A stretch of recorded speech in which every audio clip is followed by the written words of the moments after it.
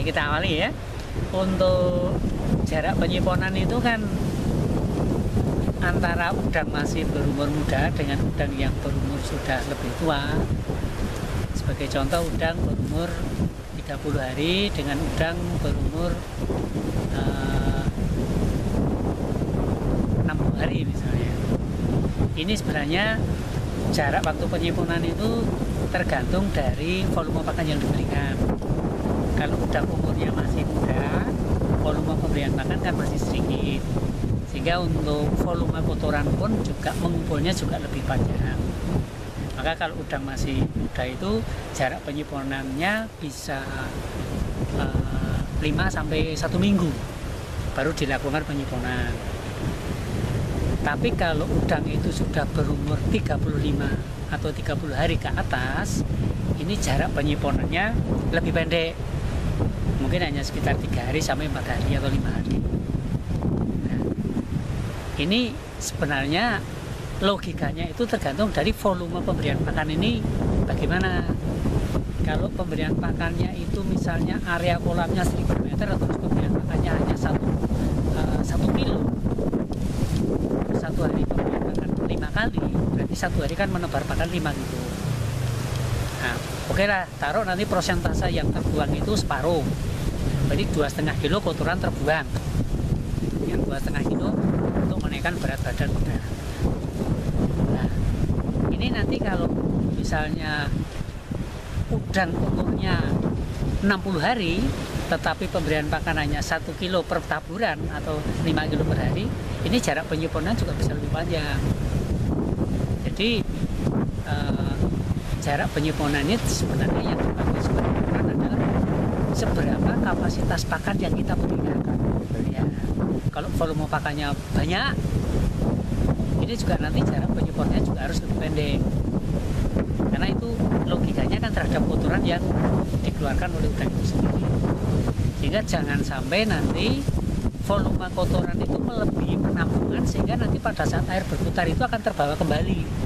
Karena pada saat air berputar itu nanti kalau situasinya kincir berputar, makanan itu nanti akan bercampur dengan kotoran, sehingga kalau dimakan itu nanti menyebabkan udang menjadi sakit.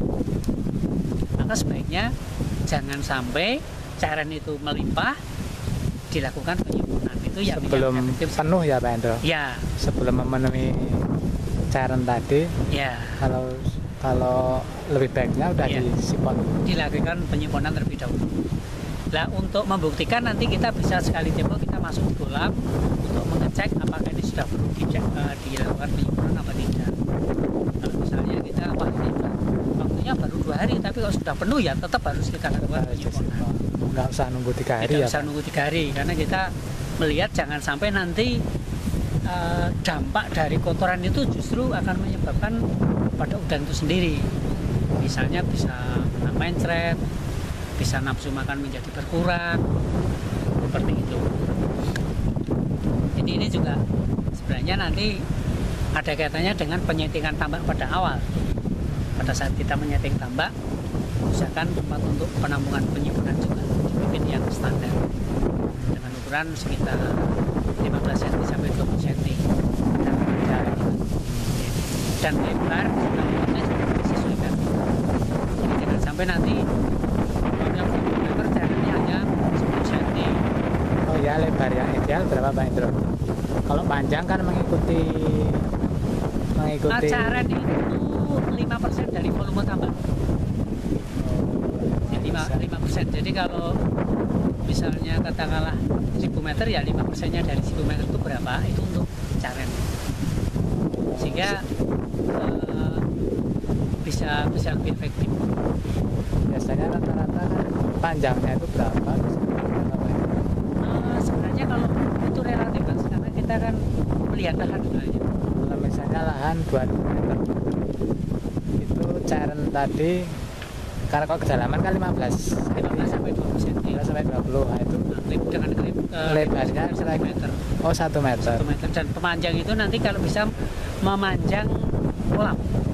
Sepanjang kolam. Sepanjang kolam. Jadi nggak cuma sampai tengah itu Pak? Tidak. Itu kan untuk Oke, katakanlah misalnya nanti kita dengan 2000 meter kan minimal 4 kincir ya. Minimal 4 kincir. Itu kan cairan itu kan untuk menjebak kotoran sebenarnya. Jadi kalau misalnya nanti ada perempatan atau kita bikin memanjang, terus nanti kalau hanya separuh dari panjang kolam, berarti kan kincir yang sebelah sini kan tidak bisa menampung. Ya, nanti akan. Nah kalau efek itu sebenarnya tidak memanjang tapi segi 4. Nah, itu nanti kena jebakan semua. Cuman resikonya apa? Resikonya nanti makanan yang belum termakan masuk itu terjebak juga. Ya. Sehingga juga ada segi positif negatifnya. Kalau cairnya itu nanti hanya separuh, itu kotoran nanti bisa makanan bisa berputar sehingga nanti kesempatan udang untuk menerkam makanan itu lebih banyak. Tapi kalau separuh memanjang itu nanti ada sebagian kotoran yang masuk di cairan. Karena udang itu biasanya begitu makanan masuk cairan dia nggak mau makan. Dia akan mencari makan yang masih segar. Sudah bercampur sama Udah bercampur dengan limbah itu juga dia nggak mau makan. Maka juga ada segi plus minusnya tadi. kalau yang pakai kolam Indra sendiri Ini separuh. Separuh kolam. Separuh itu Separuh lebih. Kalau panjangnya kan tetap sepanjang kolam kan, panjang cairannya itu. Bukan, kalau memanjang sampai ujung nanti kan ya itu tadi kotor kan begini. Kalau misalnya ini kolam ini cairan itu kan begini. Jadi tidak sampai sini. Oh ya. Sampai sini. Karena ini nanti kan ada kincir. Ini kan nanti kincirnya ke sana. Ini nanti kan di sini nanti ada kincir lagi ke sini. Ini ada kincir lagi ke sini. Ini ada kincir lagi nanti ke sini. Nah, pada saat kita menaburkan makan di sini pure ini, nanti kan ini kan makanan ini kan terbawa ke sini. Di sini masih ke sini. Nah, setelah sini baru masuk ke cairan. Nah, kalau kita nabur pakan di sini, nanti kan udang itu masih menerkam makanan di sini nih.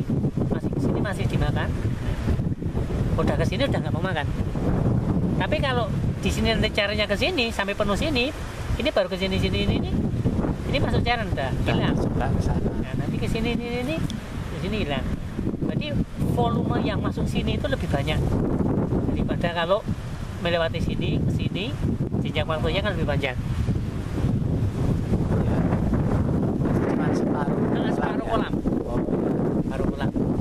Kalau lebar kurang lebih 1 meter tadi. Lebar sekitar 1 meter sampai 1,4, terus kedalaman 15 sampai 20 cm sampai ke titik tengahnya. Tapi ada juga yang dibikin agak ke sini. Nah, jadi 2/3. Ada yang seperti ini. Ya, karena diharapkan kan nanti ini kan dia masih aman ke sini.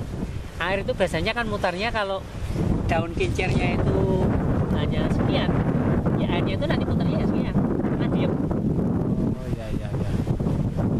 Maka kalau yang paling efektif ya kincir itu sebenarnya bisa mendekati paling tidak hampir separuh, sehingga nanti air itu tetap bisa berputar seluruhnya. Ini karena melihat kincir, makanya kolamnya kubu. Ini juga nanti akan berputar